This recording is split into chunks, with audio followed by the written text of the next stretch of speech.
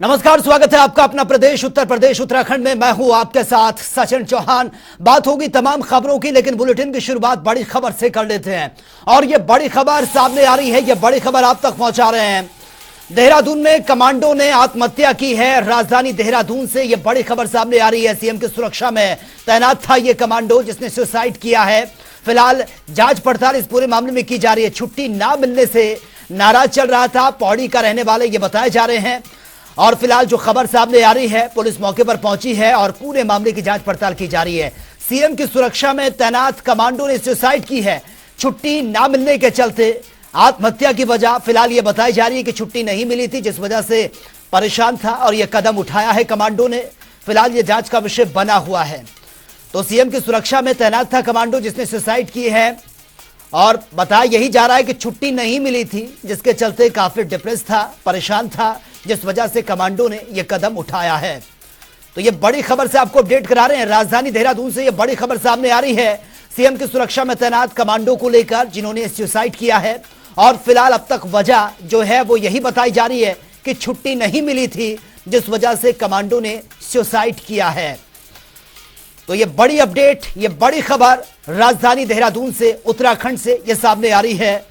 Commando की suicide मामले को लेकर सीएम की सुरक्षा में तैनात था ये कमांडो जिसने सुसाइड की है और बताया जा रहा है कि छुट्टी नहीं मिली थी, जिस वजह से ये कदम उठाया गया है। पौड़ी के रहने वाले हैं। हालांकि जांच का विषय ये बना हुआ है, इस पूरे मामले की जांच की जाएगी कि एक्चुअल वजह इसके पीछे क्या रही है।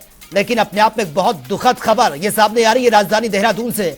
पौड़ी के ये रहने वाले थे कमांडो जिन्होंने सुसाइड की है और सीएम की सुरक्षा में ये तैनात थे और बताया जा रहा है कि छुट्टी नहीं मिली थी, जिस वजह से ये कदम कमांडो ने उठाया है। तो फिलहाल ये जांच का विषय बना हुआ है, लेकिन अब तक जो इसके पीछे, सुसाइड के पीछे जो रीजन बताया जा रहा है, जो वजह बताई जा रही है, वो यही वजह बताई जा रही है कि छुट्टी नहीं मिली थी, जिस वजह से यह कदम उठाया गया है। तो चलिए रुक कर लेते अगली खबर का। सपा एमएलए रविदास मल्होत्रा ने चिड़ियाघर को सौंपा है सारस और कहा कि मुकदमों से मैं डरता नहीं हूं, मैंने सारस की जान बचाई है। तो चलिए रुक कर लेते अगली खबर का।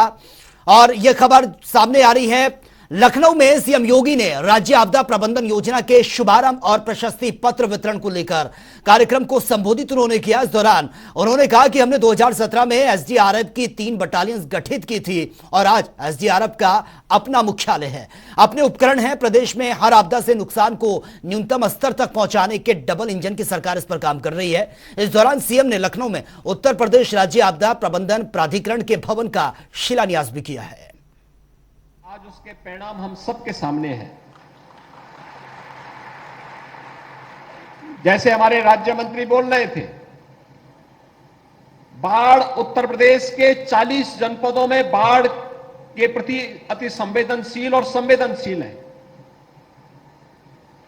24 जनपद अति संवेदनशील हैं और 16 जनपद संवेदनशील हैं। लेकिन उत्तर प्रदेश के अंदर बाढ़ प्रबंधन के बेहतरीन प्रयास करने का परिणाम था आज 4 से 5 जनपद ही ऐसे हैं जहां पर बाढ़ के संकट से हमें बरसात में सप्ताह 10 दिन लोगों को कष्ट उठाना पड़ता है। शेष वहां पर अन्य जनपदों से इसे मुक्ति करने के लिए उठाए गए कदमों के बहुत अच्छे परिणाम सामने आए हैं। और बाढ़ के समय भी एनडीआरएफ हो या एसडीआरएफ, पीएसी की फ्लड यूनिट हो या फिर यहां पर उपस्थित आपदा मित्र जैसे स्वयंसेवक, ये पूरी जी जान से लग करके, प्रशासन के साथ लग करके, पुलिस के साथ लग करके, जनप्रतिनिधियों के साथ लग करके जनधन की हानि को रोकने के लिए प्रभावी कदम उठाते हैं। और आज उसका परिणाम है कि बाढ़ आती है, लेकिन लोगों को एहसास हो जाता है कि बाढ़ आई है तो सरकार की राहत भी साथ साथ आ रही होगी। समय पे नौकाओं को पहुंचाना, बाढ़ बचाव के पहले जो भी कदम उठाए जाने हैं सरकार उसकी समीक्षा भी करती है। साथ साथ आसन्न चुनौती से निपटने के लिए भी अपने आप को तैयार करती है। अयोध्या में प्रदेश के डिप्टी सीएम ब्रजेश पाठक ने सर्किट हाउस के सभागार में अधिकारियों के साथ समीक्षा बैठक की है और बैठक में सभी विभागों के अधिकारी भी मौजूद रहे। ब्रजेश पाठक बैठक में खामियों को लेकर स्वास्थ्य विभाग के अधिकारियों पर नाराज भी हुए। वहीं डिप्टी सीएम का स्वास्थ्य सेवाओं पर पूरा फोकस रहा है।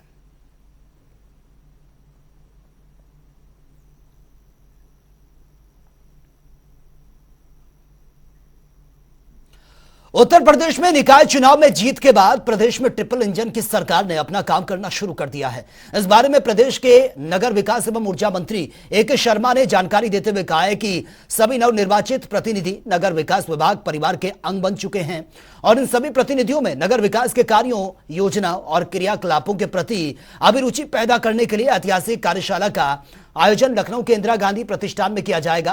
आपको बता दें कि इस कार्यशाला में निकायों के चुने हुए प्रतिनिधि और अधिकारी शामिल होंगे। इसके अलावा उन्होंने क्या कुछ कहा वो सुन लेते हैं। नगर निकाय के चुनाव पूर्ण हो गए। हमारे ज़्यादातर प्रतिनिधियों ने जो चुने गए हैं, जनता ने जिन्हें चुना है, उन सब ने शपथ भी ले लिया है। अब वो सभी नगर विकास परिवार के अंग बन गए हैं। उन सब का नगर विकास की योजनाओं, नगर विकास के जो कार्यकलाप हैं, उनके प्रति उनकी अभिरुचि पैदा करने के लिए, उनको जानकारी देने के लिए हमारे सरकार की, माननीय प्रधानमंत्री जी की, माननीय मुख्यमंत्री जी की क्या अपेक्षाएं हैं नगर विकास विभाग से और उनके सभी अंगों से, इन सारे बातों को ध्यान में रखते हुए कल यानी कि 1 जून को एक बहुत ही ऐतिहासिक कार्यशाला का आयोजन किया गया है। ऐसी कार्यशाला मुझे नहीं लगता कि पहले उत्तर प्रदेश में कभी ऐसी कार्यशाला हुई होगी किसी चुनाव के बाद। मैं तो यहाँ तक कह सकता हूँ कि शायद पूरे देश में ऐसी कार्यशाला शायद पहली बार हो रही होगी कि जिसमें नगर निकायों के हमारे उत्तर प्रदेश के सभी 762 चुने हुए जो अध्यक्ष हैं, महापौर हैं, जो उनके जो प्रतिनिधि भी गण भी साथ में जुड़ेंगे। और वहीं लोक निर्माण विभाग मंत्री जितिन प्रसाद लखीमपुर खीरी पहुंचे हैं, जहां पर उन्होंने पार्टी पदाधिकारियों और जनप्रतिनिधियों से मुलाकात भी की है। साथ ही कलेक्ट्रेट सभागार में हुई समीक्षा बैठक में भी शिरकत की है। वहीं मीडिया से बातचीत करते हुए मंत्री जितिन प्रसाद ने बताया कि जनपद में लोक निर्माण विभाग की ओर से चल रहे कार्यों पर बिंदुवार समीक्षा की गई है। उन्होंने कहा कि जीरो टॉलरेंस पर सरकार काम कर रही है और सरकार की मंशा है कि प्रदेश की जनता को वर्ल्ड क्लास सड़कें उपलब्ध करवाई जाए। ये मिश्रा जी और सभी स्थानीय विधायक गणों के साथ लोक निर्माण विभाग के अधिकारी, जिला प्रशासन, बिंदुवार चर्चा हुई है। जो यहाँ लोक निर्माण विभाग द्वारा कार्यों की समीक्षा, एक एक सड़क, एक एक सेतु, national highway, Indo Nepal border की योजनाएं और यहाँ भवन निर्माण जो हो रहे हैं, मेडिकल कॉलेज संबंधी, सभी पे समीक्षा की गई है।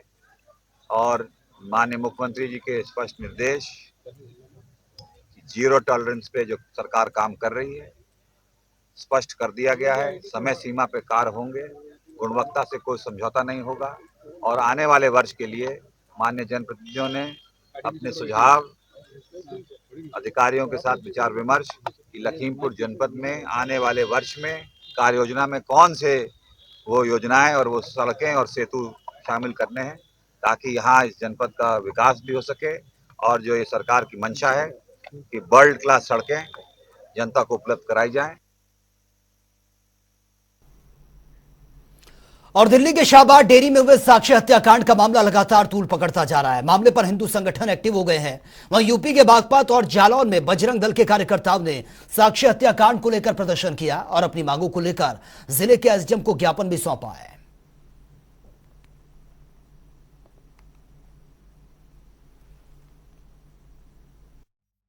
क्योंकि पिछले दिनों जो दिल्ली में साहिल द्वारा बहन साक्षी की निर्मम चाकू से गोदकर हत्या की गई, उसमें शांतिपूर्वक तरीका से हमने कैंडल मार्च निकाला है और उनको श्रद्धांजलि अर्पित की है और अपना विरोध जता। लव जिहाद के लिए एक केंद्र से कानून बनाया जाए जिस पर कड़ी से कड़ी सजा मिले। जो लव जिहादी होते हैं, जो जिहाद करते हैं, लव का जो अपना धंधा बनाए हुए हैं। जो बेटी साक्षी के साथ निर्मम हत्या की गई है और एक प्लान के तहत की गई है, उसका आर्य समाज जनपद बागपत जो निर्मम हत्या है उसकी भर्त्सना करता है और सरकार से मांग करते हैं कि इस तरह से किसी भी बेटी की हत्या नहीं की जाए। उसके लिए फास्ट ट्रैक कोर्ट चलाकर उसको तुरंत फांसी दी जाए ताकि आगे से इस तरह की घटना ना हो।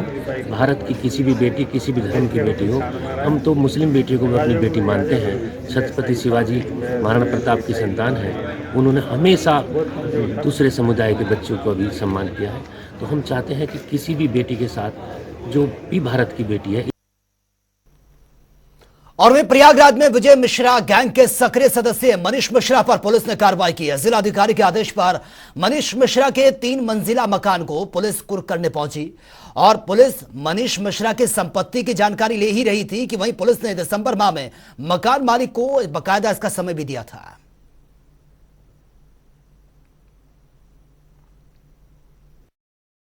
देखिए, ये प्रॉपर्टी है हमारे भदोही में एक गैंगस्टर का अभियोग पंजीकृत है। उसमें डीएम भदोही महोदय ने इस प्रॉपर्टी को कुर्क करने का आदेश दिसंबर में दिया था।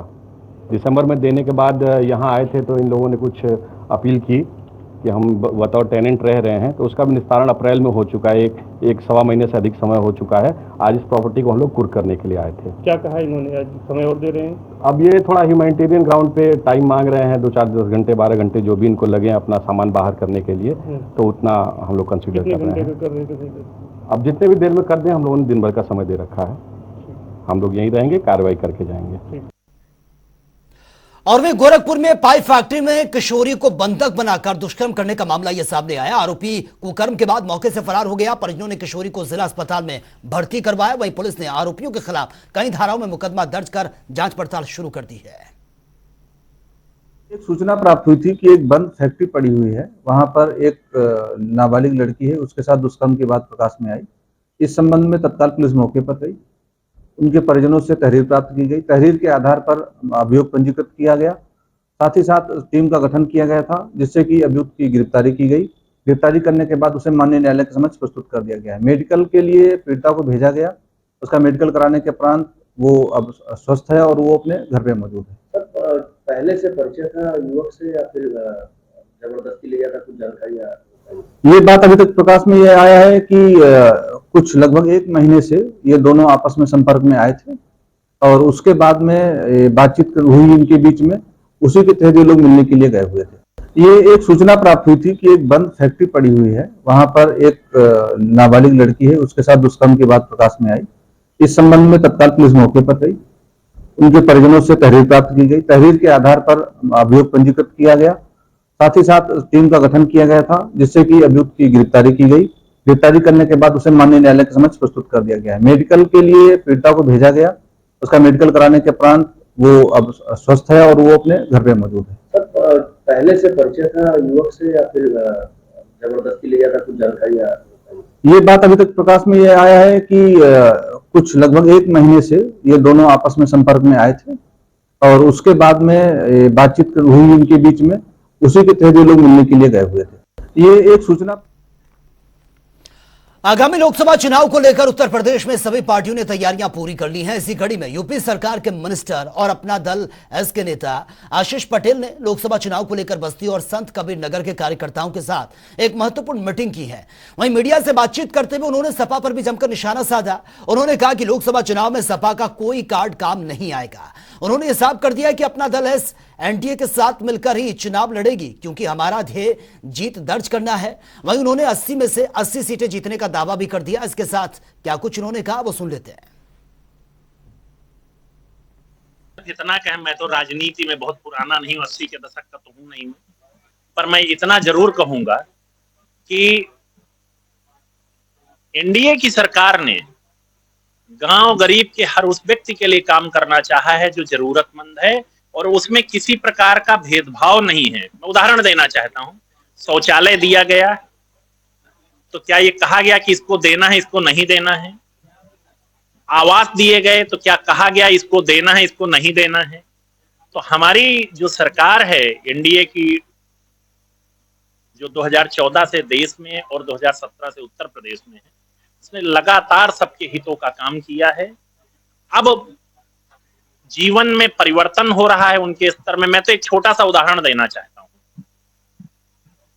एनडीए का पहला मुस्लिम उम्मीदवार के रूप में अपना दल का कैंडिडेट उस जगह से जीता है जहां पर जीत लोग असंभव कहते थे। ये विश्वास का नतीजा है, जो परिवर्तन सबके जीवन स्तर पर हुआ है उसी का ये नतीजा है। तो चलिए अब बात होगी 4 मिनट में 18 मंडल की।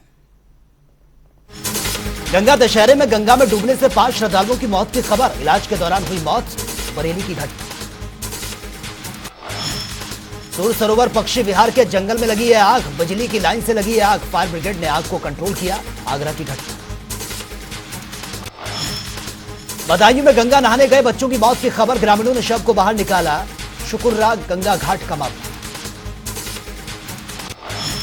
बस्ती में बेटे ने बांस से पीट पीट कर मां की हत्या कर डाली है। पुलिस ने शव को कब्जे में लिया। आरोपी पुलिस की हिरासत में।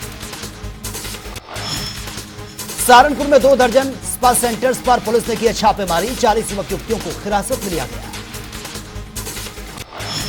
बलिया में दबंग लेखपाल ने दी है प्रधान को धमकी। वीडियो सोशल मीडिया पर वायरल। डीएम से शिकायत कर कार्रवाई की मांग।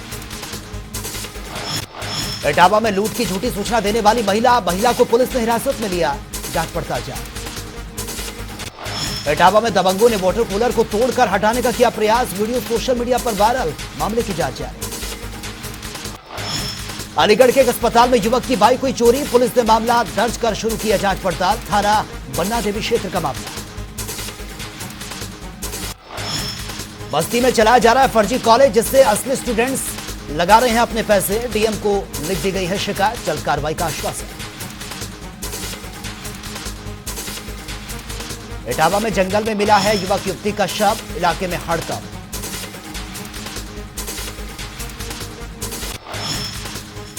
इटावा में पीडब्ल्यूडी का सड़क निर्माण कार्य चल रहा था। दबंग ने अपने घर नाली नहीं बनाने दी तो किसी और के घर में नाली का पानी डाल दिया।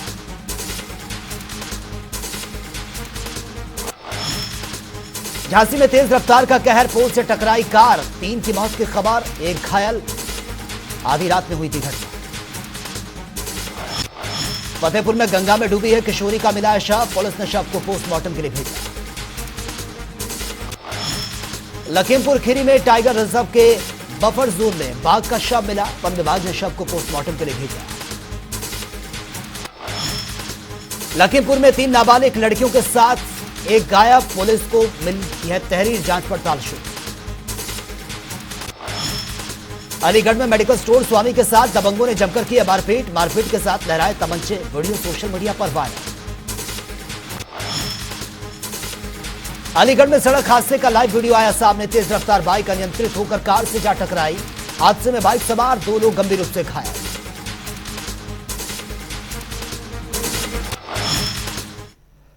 तो फिलहाल इस बुलेटिन में मेरे साथ इतना ही, लेकिन तमाम खबरों के लिए आप बने रहिए जनता टीवी के साथ। नमस्कार।